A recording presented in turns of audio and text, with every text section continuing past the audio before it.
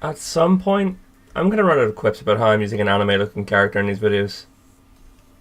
Eventually. Hey guys, it's Kurome here with another one of these videos in which I talk about serious issues and why I slowly but surely edge closer to becoming a stereotypical misanthropic hermit. So anyway, today I'm finally going to open my lid on this whole French election thing, or more specifically, the fallout of said election and why it's been pissing me off to no end. So to give a brief summary, Macron and Le Pen were the candidates battling for the position of President of France. Le Pen's campaign was focused on making France great again by keeping the evil Muslims out and, all that. Macron, on the other hand, wanted to help out the refugees coming into France from the likes of Syria and such, and is prioritising dealing with these requests within the next 6 months.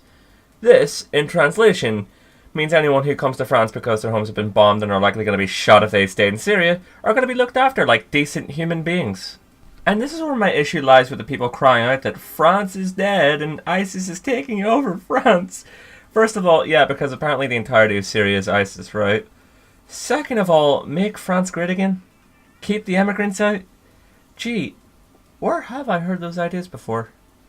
I mean, really, it's not like two countries trying to do the same thing beforehand and finding themselves with horrible leadership and its economy going to shit would be a sign that maybe this whole make insert nation here great again idea isn't a very good one.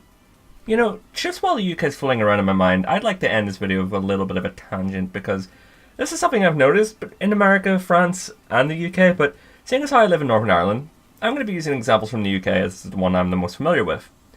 Currently, Theresa May and Jeremy Corbyn are the two lead candidates vying for the role of Prime Minister of the UK following a snap election called upon by Theresa May, who, as of this video being scripted, is currently the Prime Minister.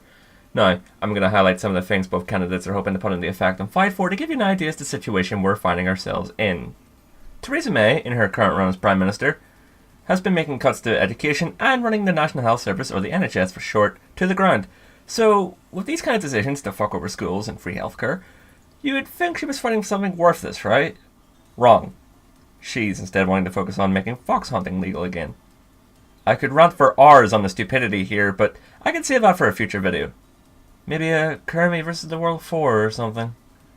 Anyway, Corbyn, on the other hand, is prioritising helping the working class and the economy and making sure schools can feed every child that attends them.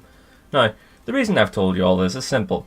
You can see the country is going to deal with depending on what we vote. I may not agree with people who keep the Tories in power and allow misguided doomed foxes everywhere into being hunted by dogs, shot and ripped apart by said dogs.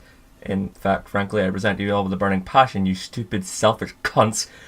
But if there's anything I can give them, more so than the people I'm about to bring up, they voted. Yeah, if you live in the UK and you resent the Tories' rule so much, do us all a favour and bloody vote.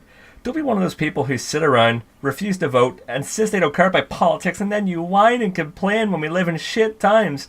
Honestly, people who do this are even worse in my eyes than the middle-class fossils who selfishly vote to let this happen, since they probably won't live long enough to suffer the fucking consequences for it, because frankly, they were able to do something about this, but they didn't.